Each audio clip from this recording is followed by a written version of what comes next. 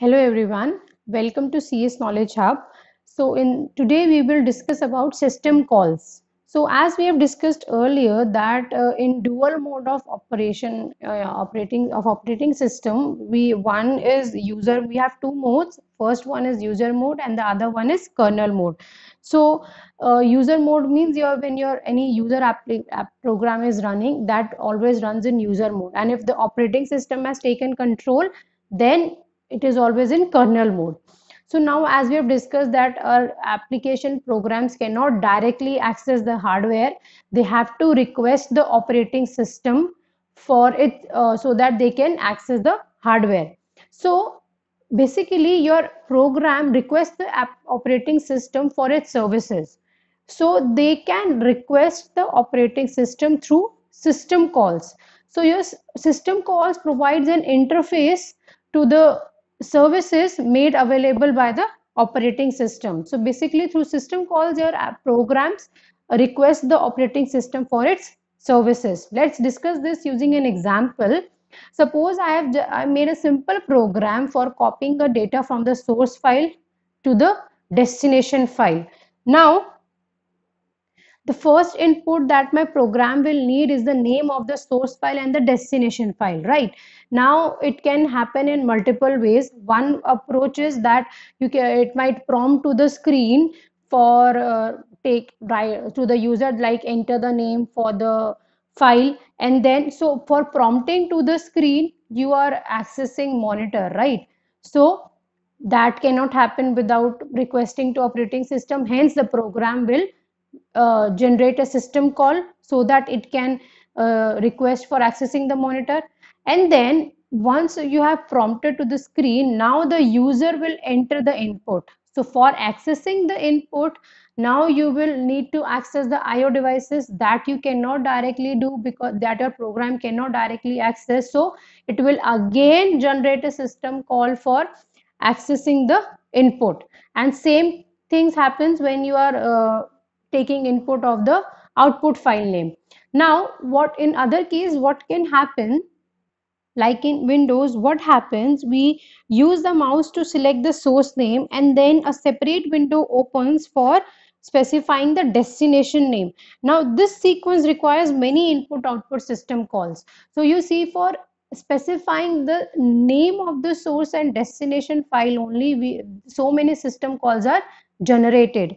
Now once we have the names of the file, now the program will obviously must open the input file so that it can start reading from that input file.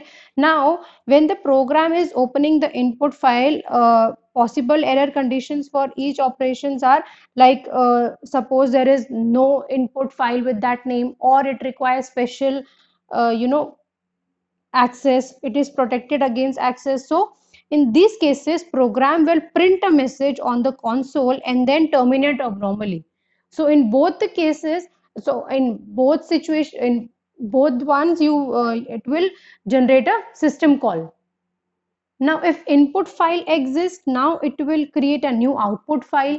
Now suppose if output file already exists, so it will abort the program, or it will delete the previous existing file and create a new one. Or like what happens if you in other cases, what can happen, it may ask the user, it may prompt to the user that if you want to keep the file or delete it, which again requires a system call, since you are prompting to the user, right? Now when both files are set up, now we will enter the loop in which we will read the data from the source file. And since we are reading from a file, you cannot do it without a system call, so it is again a system call. And then once you have read some data, you will write it to the output file, and since you are performing a write operation, which again requires a system call.